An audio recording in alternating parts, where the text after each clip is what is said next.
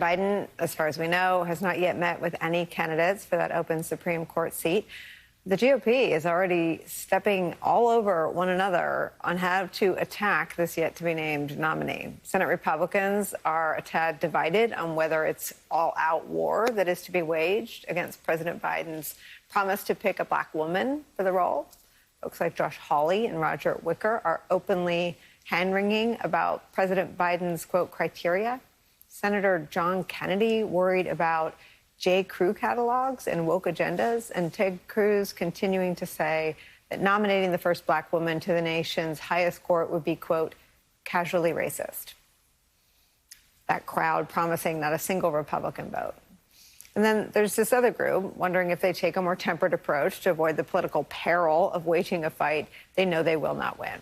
It's possible it's all posturing, considering many of President Biden's potential picks have already received Republican votes and won bipartisan support.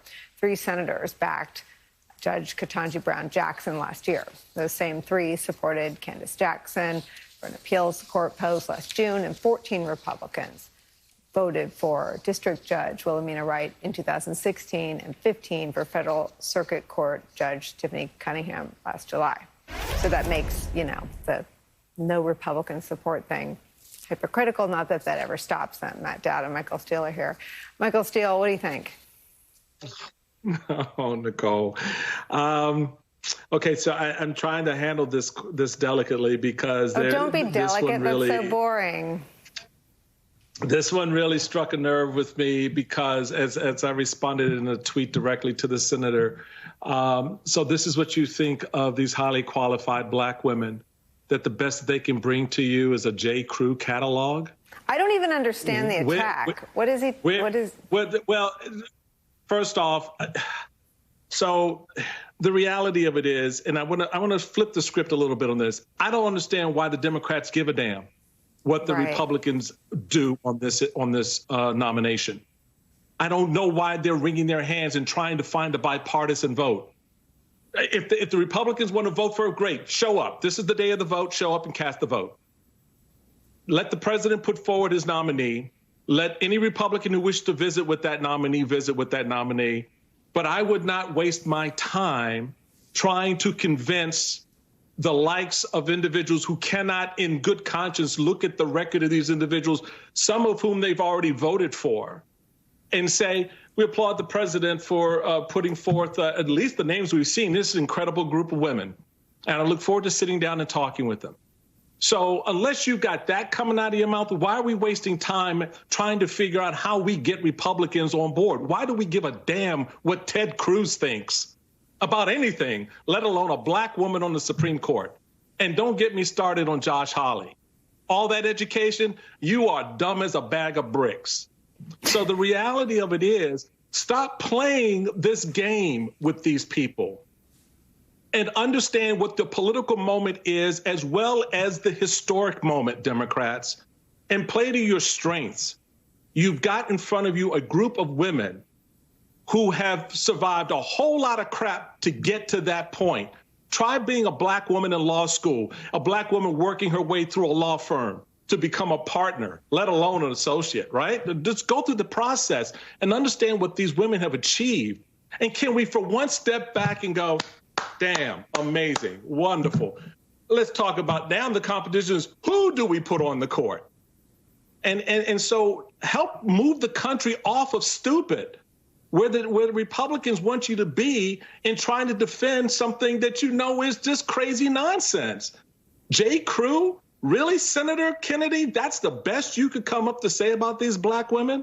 I won't even say shame on you because it is so beyond the pale of ignorance.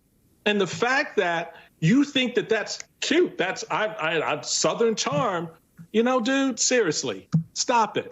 Stop it. So I just think, President, play your card, have your interviews, put forward the best qualified black woman on the list that you have, and let those guys choke on it. Just let them choke on it, because they'll go down in history as the senator who voted against the first black female, highly qualified, capable, stunningly, amazingly smart woman to the Supreme Court. Matt Dowd. It's hard to follow that, which I completely agree with. I would just add why this is important. I mean, why I think, and I agree with Michael that the Democrats ought to just say, this is what we're going to do. The Democrats are obviously, the president's going to obviously appoint a very well qualified, probably more qualified than some of the current justices on the court, an African-American woman. But I do think it tells you a lot about where the Republican Party is. It normally, if people want to sort of make these racially tinged things, they don't say them out loud. They do it in the background. They sort of like, yeah, we'll take a look at her. We'll see what she's like. And then they do all their stuff in the background. The idea that they think that saying these things out loud, and I disagree with Michael on one thing. I don't think Josh Hawley is dumb as a box of rocks. I think he's smart, but I also think he is completely out of step with where America is on multiculturalism and multiracial, but he knows the base of his political party. And that's what all four of those people you showed, all four of those white Republican senators you showed, the idea that they can say these things out loud and not only not get castigated by their party, but celebrated by elements of their base, that they can say those things, I think is why we're in this troubling moment that we're in. And the other thing that they constantly quote, well, why is Joe Biden using quotas? And even Susan Collins alluded to, like, I don't think he should have said it this way. That the idea that if he says he's going to appoint an African-American woman to the Supreme Court, it's for the only reason of a quota, not like she's qualified. That's the part that's like, when you pause and think about what they're saying for a minute, they're basically saying the only way an African-American woman can get on the Supreme Court is if it's some political deal to satisfy some quota. And I'll give you a stat if they want to talk about where the Supreme Court is. We've had 115 justices since 1789, 115.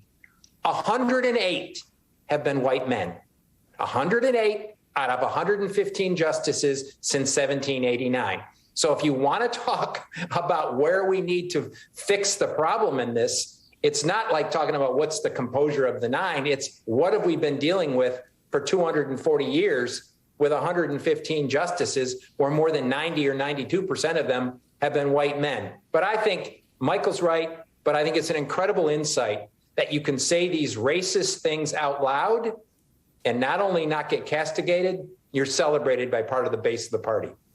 Well, and it happens at the same moment the U.S. Supreme Court enjoys the lowest public approval ratings in its history. Only 40% of the American people hold the high court in high esteem. Matt and Michael are sticking around. Congressman Adam Kinzinger has a new plan to purge Trump from the GOP. We'll tell you about it. We'll ask our friends if it'll work next.